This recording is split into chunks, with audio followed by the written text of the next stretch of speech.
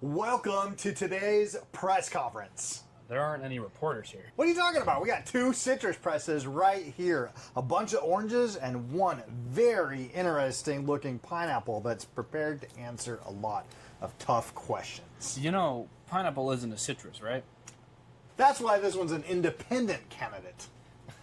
Today we're going to be testing out both of these citrus presses right here. You can do oranges, you can do pomegranates, you can do pineapple, you can do lemons, you can do limes, you can do just about any citrus that's out there. But we're going to put these two to the test to find out which one is easier to use, which one actually gets more juice per squeeze, and which one is easier to clean.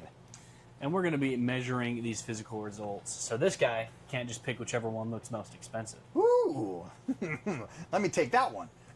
So this press right here gives us a couple differences, although both of them are very similar. On this press right here, it gives you a cup, and another unique feature right here is it stops almost that much before the end, thus giving you just a little bit more to go. As if you were going to drop it, it stops right there. The theory is it's going to get every last drop out of it. Now looking at this juicer here, now they do look very similar, but this one has a little bit of a different texture, or a little bit different feel of the handle here. While this steel bit here is not textured, it feels a lot smoother to touch than the other one is. On this guy as well, you don't have that auto stop there. There's no resistance when this guy comes down. So that's the biggest difference I'm seeing between the two. On the side of this guy as well, it does have its brand logo right there. So if that's something that you like to show off there, this guy has that. It may look nicer sitting on the counter when you have that logo facing compared to just the black steel look. So both of these guys are completely manual. So no plugs, no batteries, no asking Alexa, hey Alexa, squeeze an orange. Yeah, you can't do that. These are completely manual presses.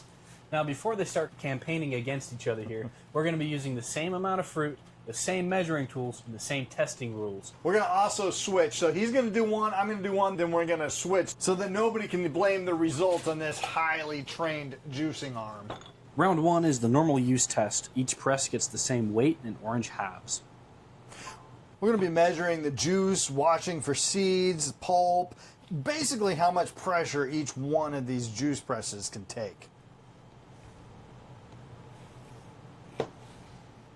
All right, you ready? Yep, let's apply some peer pressure.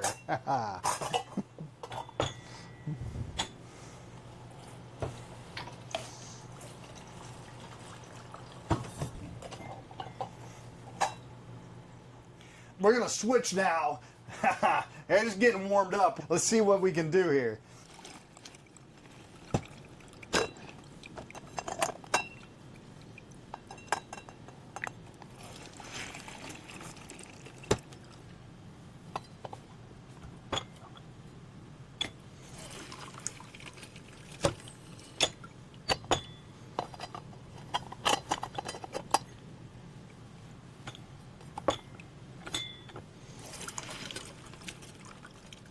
All right, after using both of these, what do you say you notice most?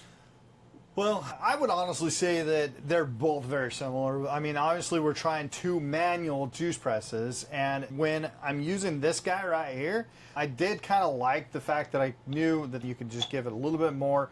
It's like a little bit of a resistance, and then boom, you could get a little bit more of that squeeze. The other thing that I liked is they both captured the seeds really well. There shouldn't be any seeds in the juice. What about you? What do you think?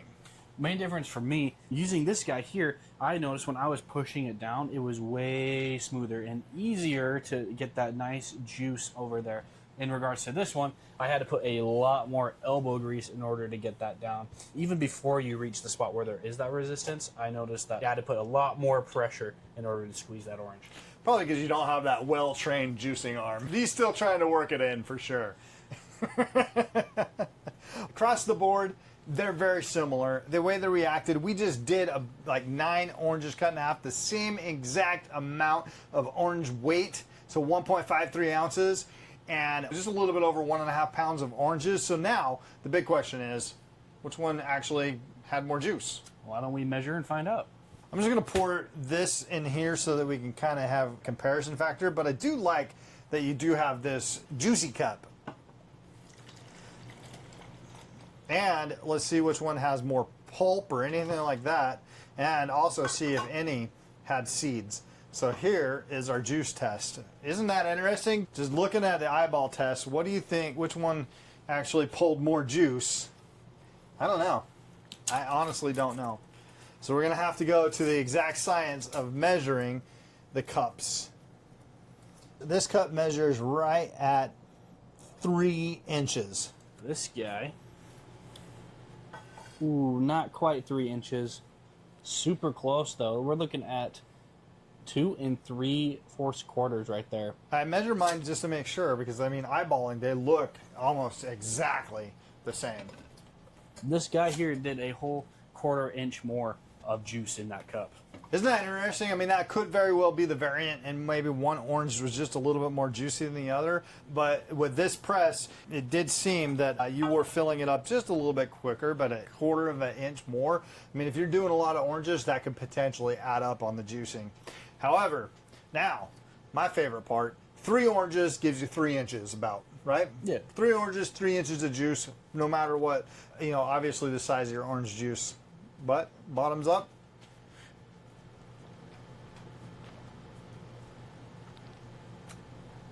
Very orangey. Pulp? No pulp? What do you think?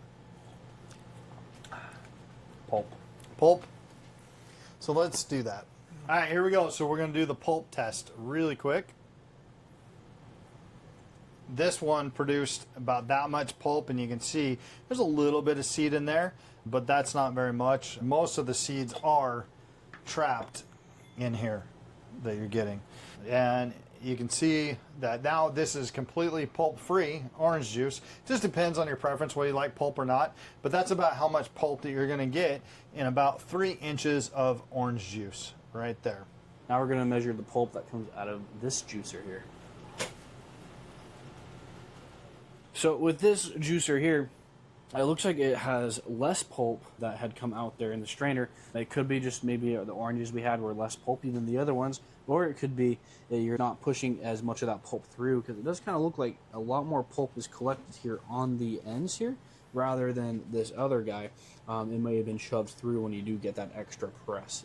Lastly, we are independent pineapple. We're going to see how well this actually juices a pineapple.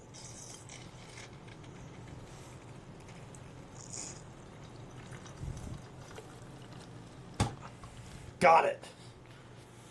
For me, on my pineapple over here, it was just a little bit tougher to squeeze that down. Now, it could have been the fibers getting in the way, but I really had to put some muscle into it. What about you? Like I said earlier on this one, you do have that easy press. I didn't really have to work nearly as hard as you did to get that pineapple exposed. I guess my arm is getting a little old. All right, so on the pineapple juicer, that is not all the pineapple, obviously, but that's just a little bit of pineapple that would fit into the juicer. This guy did about 1 inch of juice right there. About 1 inch of juice. This guy did slightly less than 1. So they're very similar. But I just wanted to show that you can do oranges, you can do pineapple, you can do just about anything. Now to clean up, it is super easy. Both of these are going to clean up exactly the same way. You just pull this out just like that. Line this up to there, that comes out. You got 2 parts. Rinse it underwater, get all the pulp out, and it is super easy to clean. And then you just come back in here and wipe up any extra thing right here, and it is super easy to clean. Do you have any other questions or final thoughts about these presses? No, I think we squeezed every last drop that we can out of this press conference. Aren't you glad we did the comparison? You drive me bananas. I'm going to take that as a yes.